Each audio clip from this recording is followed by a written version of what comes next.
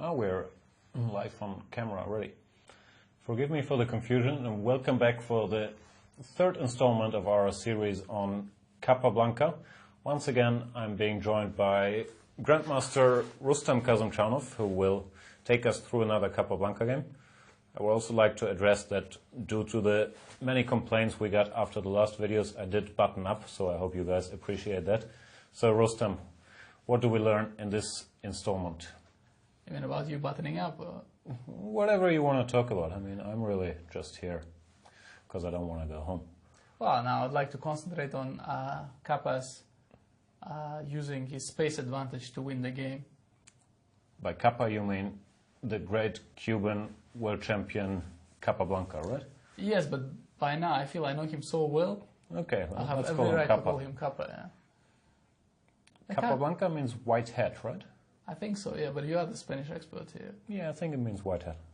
But for us, he remains Kappa, which is just a hat, yeah? Yeah, okay. Beautiful. But, Well, I hope you learned something already. And on a more serious subject, in this position against Treibal, Capablanca had a pretty nice advantage. Can you tell us something about Treibal? Well, the only thing I know about Treibal comes from the book I read about Capablanca when I was a kid. Okay. Basically, this game featured there and said something to the effect that Treibal did not enjoy himself very much in this game. And this is the only thing I know about Mr. Treibal. I also don't know all that much, I have to admit. But he did give us a beautiful example of So he's space black advantage. and he's clearly been outplayed positionally, but his defenses are holding up so far. Yes. Now, when we look at this position, the most important thing is to understand the major point. It is, I mean, one can see a lot of things. I mean, you could say white has two rooks on the h file with some kingside attack. You could say white has the better bishop against the bad bishop. But in fact, what it essentially comes to is that white has a gigantic space advantage.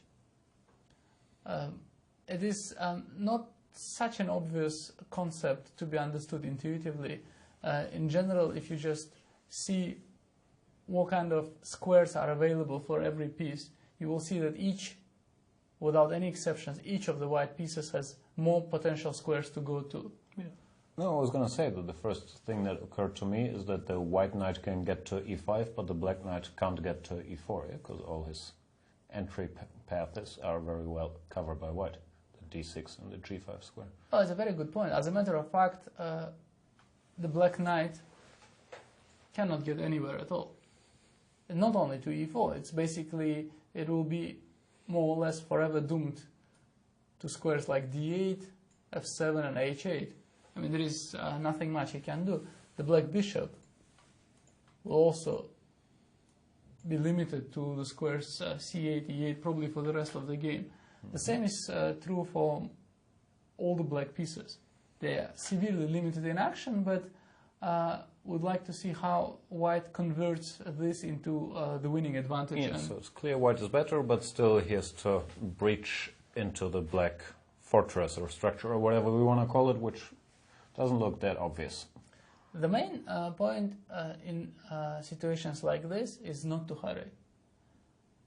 Okay. If you start, for instance, by taking on g6,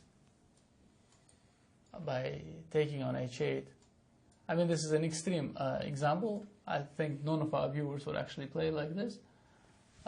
You see that black's life has already become easier. And as a general rule, when you have space advantage, you do not exchange pieces. Any exchange in this position would, I mean, theoretically, if we would remove the bishops, the white bishop and the black bishop from the board, black's life would become easier. The same is true for any piece. I mean, any exchange would help black enormously. So that's why white's first perspective is to try to start moving without allowing exchanges. So another thing that always occurs to me in these positions, if one went strictly by the rule book of positional play, we could say we want to put more block pawns, let's say, on dark squares in order to limit the opposing bishop. But isn't it kind of important not to have a too perfect position sometimes, because then you can't break through anymore?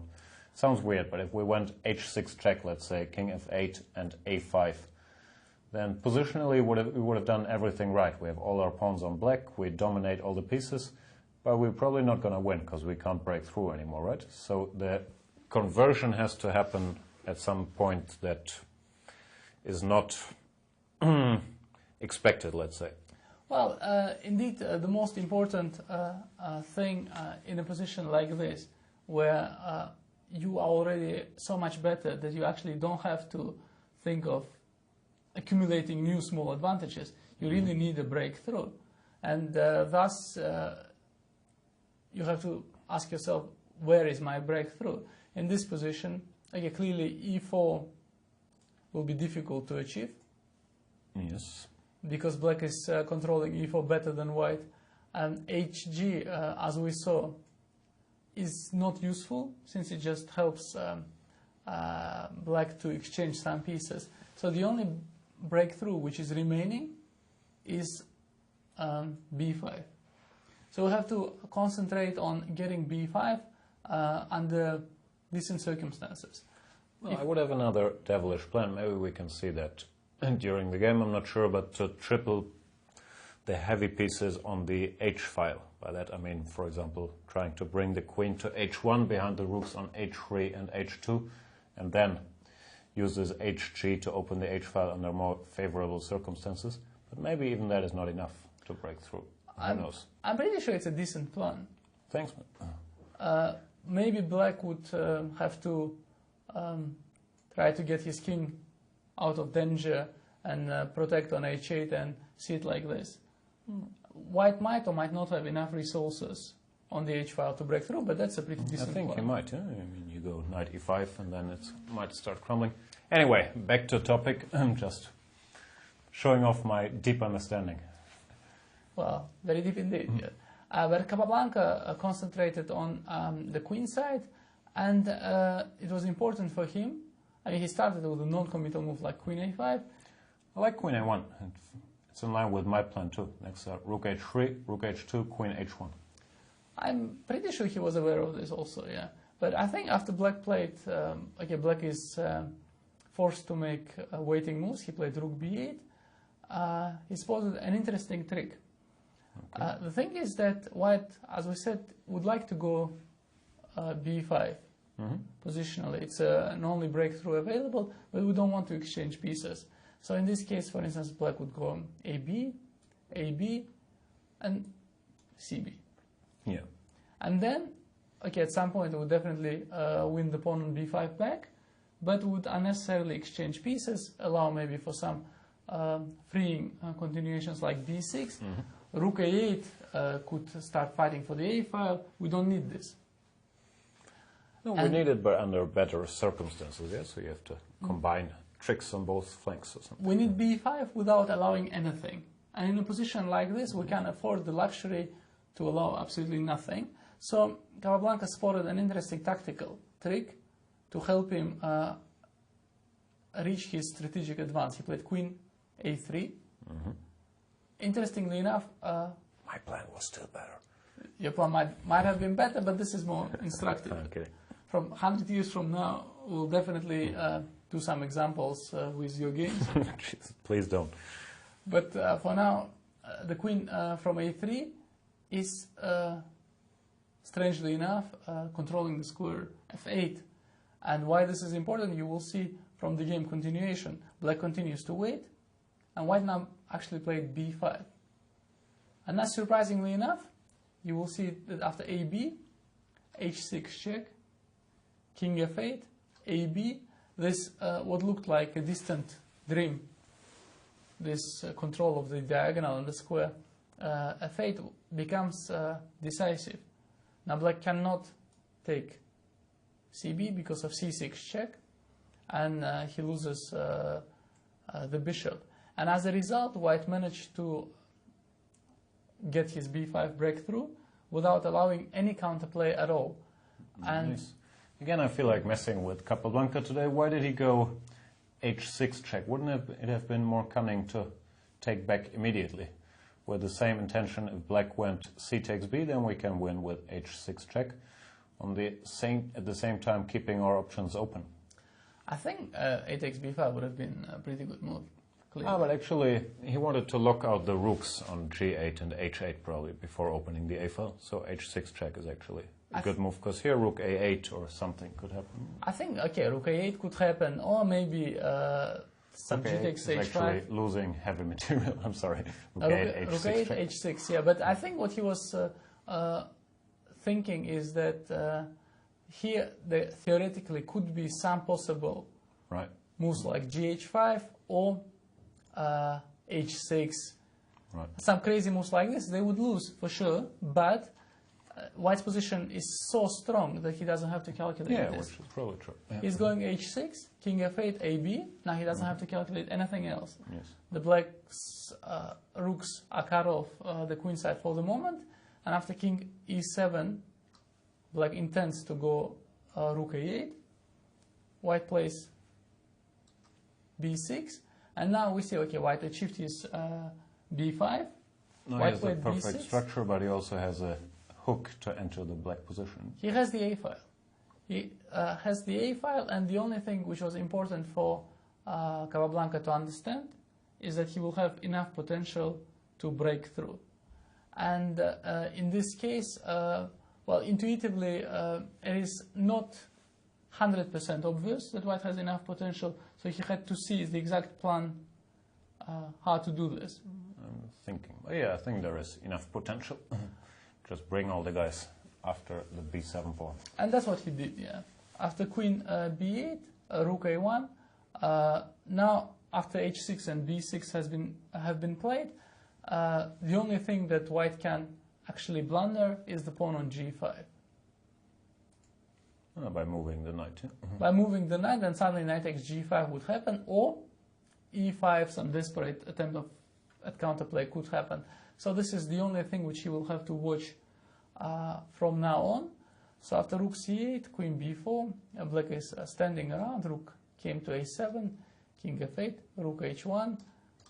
White brought all his pieces where they belong, to the a file, king g8, and now basically for like 10 more moves, Capablanca was just enjoying himself, doing nothing at all, which is also considered as torturing the opponent. Yeah? Torturing the opponent, and I don't know about now, but back in the day it was considered a touch of class.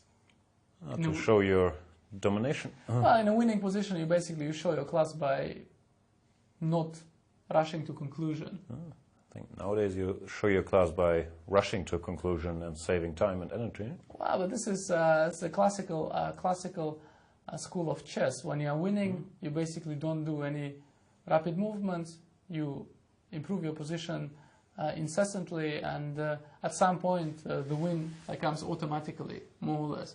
Okay. So Capablanca just played around for a while, went with his king to h4, realized it was maybe not necessary, brought it to g2, and here he had to think of a plan to finally win this game.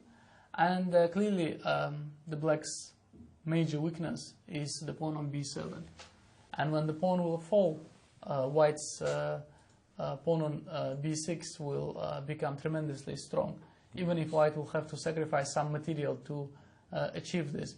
Now, as we know, Black's only possible counterplay is connected to knight takes g5 or e5, but now with the king on g2,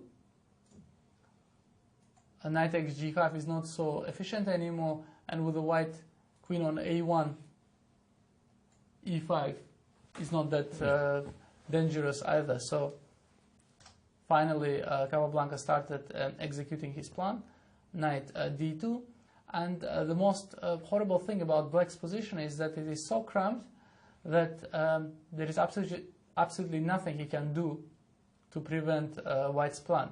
White's knight is obviously going to a5 to attack Black's major weakness, and for instance Rook d7 was an idea to go knight d8 is going to lose the queen to Rook a8. And in a passive position, basically whatever you do, something might go wrong, and in this case something will go wrong. Trebel tried to protect his weakness from d8 by going bishop d7, knight b3, rook e8, knight a5, knight d8, and for a second he might have thought he just about protected everything. But he came bishop a6, once again the small combination a la Capablanca. The bishop on d7 became vulnerable for 1 second, and he uses it to effectively break down Black's resistance. And whilst it might seem slightly accidental that the bishop is left unprotected now, in a position like this with an infinite positional domination, whatever Black does, something's gonna give way. Yeah. Something gonna go wrong. I mean, this is the logic of chess somehow. In a position where you only have a couple of squares to maneuver, something will go wrong because Black will not be able to coordinate all his pieces. Once again, if you would, for instance, imagine this position without rooks, Black would hold. Because, most probably, yeah, because he would just have enough squares for his remaining pieces. But now there are simply not enough squares on the board for his pieces to find good protected squares. So after bishop a6, he cannot protect b7 anymore, and rook takes d7. Now we see that basically the rook penetrated Black's defenses, and White got this tremendously strong passed pawn on b6. Yeah. And after rook e7... And winning the a6 pawn, should we want it, it's not going to be very difficult either. So basically it's game over. It's game over, and just a small combination to speed up the result Another at the end. petite combinaison. And this is basically the royal kind of fork here, when you're forking the two rooks and the queen. And Trebel resigned in this game. And I always like this game because, once again, it is a very clear picture. Black was helpless, and yet it was not obvious that his defenses could easily be broken. And it's very instructive to see how exactly Capablanca went about this. Once again, using small tactical details to execute his master plan, and I'm pretty sure we can learn a lot from this example. I'm trying to process it. Thanks everybody for listening, and I hope I'll see you back again soon. Bye. Bye.